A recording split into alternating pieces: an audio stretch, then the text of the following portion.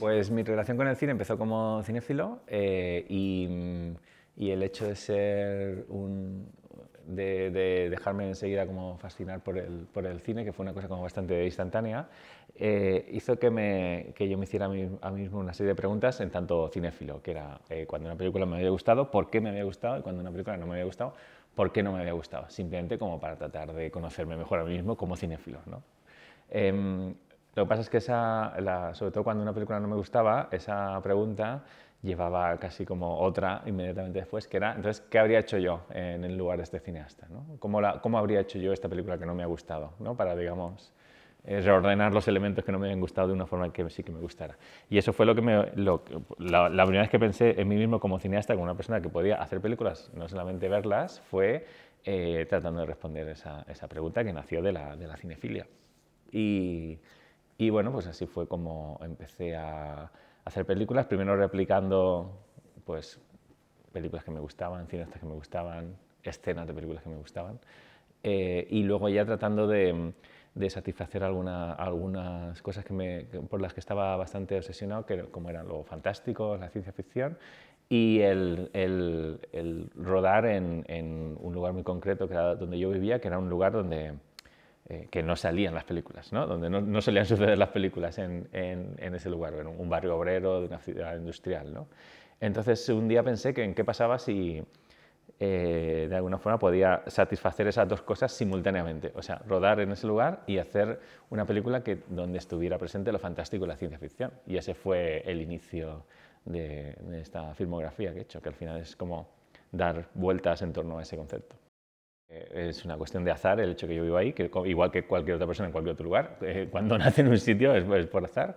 Lo que tiene es que, al ser el lugar donde vivo, es el lugar que conozco completamente, no solamente la geografía, sino las costumbres, qué se come, qué música suena cuando pasa un coche con las ventanillas bajadas y lleva la radio puesta. Todo ese tipo de cosas que tú no puedes saber si llevas en un sitio viviendo 6 meses, ¿no? Necesitas llevar ahí viviendo mucho tiempo para saber qué tipo de música suena en un coche que pasa con las ventanillas bajadas, ese tipo de cosas, ¿no?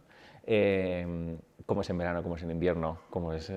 entonces, lo que tengo es un conocimiento muy profundo, igual que cualquier otra persona tiene del lugar donde ha vivido muchísimo tiempo, y utilizo ese conocimiento para mis películas. Yo suelo trabajar combinando ideas que estén lo más alejadas posibles o que parece que no hay forma de combinar, ¿no?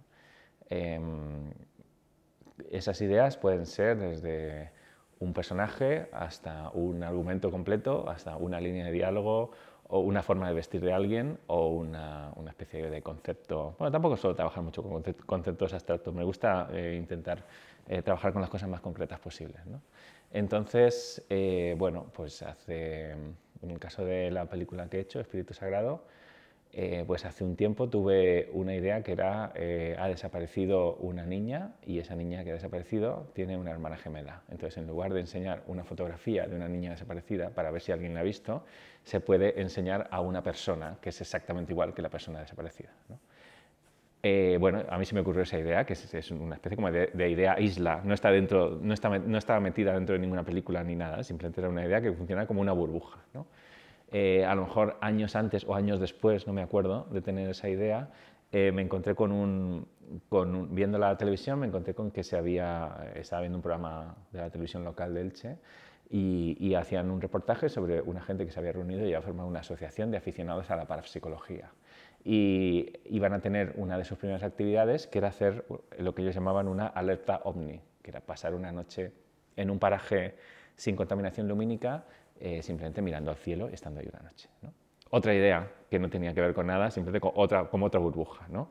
Entonces, pues como esa, a lo mejor 7 más, 7 ideas más, que he podido tener a lo largo de 20 años, y las películas nacen pues trazando líneas entre esas ideas, ¿no? Oye, aquello que se me ocurrió de esa niña desaparecida y esta gente que hace una alerta ovni, ¿pueden convivir esas dos ideas de alguna forma? La respuesta a esa película es un intento de argumento que luego pues a veces se queda en nada y otras veces crece hasta convertirse en una película, como es el caso de Espíritu Sagrado. El hecho de trabajar con actores no profesionales determina muchísimas cosas que van más allá de la propia interpretación de los actores. Determina la propia escritura de la película, la propia estructura de la película y la propia disposición de información que te da la película. Cuando yo estoy escribiendo un guión, ya sé que eso va a ser interpretado por actores no profesionales. Entonces eso implica algunas renuncias, como en mis películas no hay nunca explosiones emocionales del tipo de alguien que rompe a llorar, tiene un ataque de ira, hay una pelea o tiene suelta una carcajada. En mis películas nadie se ríe, por ejemplo, nadie llora tampoco, nadie se enfada, todo el mundo está como muy estable. Eso podría tomarse como una lección estética, bueno, puede que lo sea, o sea, en realidad me gusta, pero sobre todo es una cuestión estoy escribiendo una secuencia, quizás esa secuencia podría acabar de una forma más o menos satisfactoria narrativamente con dos personas que se ponen a llorar, pero eso de que esas dos personas pues las van a interpretar pues una amiga de mi abuela y una tía mía, que no son actores profesionales y yo no les puedo pedir, oye, ¿te puedes poner a llorar? ¿Te puedes poner a llorar, por favor? No puedo hacer eso, no va a pasar. Y si pasa, no va a estar bien, ¿no? Entonces, tengo que renunciar pues a una serie de cosas, sobre todo que tienen que ver con personas mostrando sus sentimientos de una forma muy intensa. Entonces, en todas mis películas son muy estables, muy monótonas en el sentido sentimental de las personas, que no expresan demasiados sentimientos. Los diálogos suelen estar como muy concentrados casi como en monólogos, más que réplicas de diálogos de gente de alguien que dice una cosa, alguien responde y eso hace que otra persona diga otra cosa. Eso no sucede mucho en mis películas, son más bloques de texto que se recitan como monólogos. Y todo eso tiene un sentido que es que voy a trabajar con actores no profesionales, ¿no? Uso mucho un recurso de a lo mejor alguien lee un texto, saca una hoja y lee un papel, ¿no?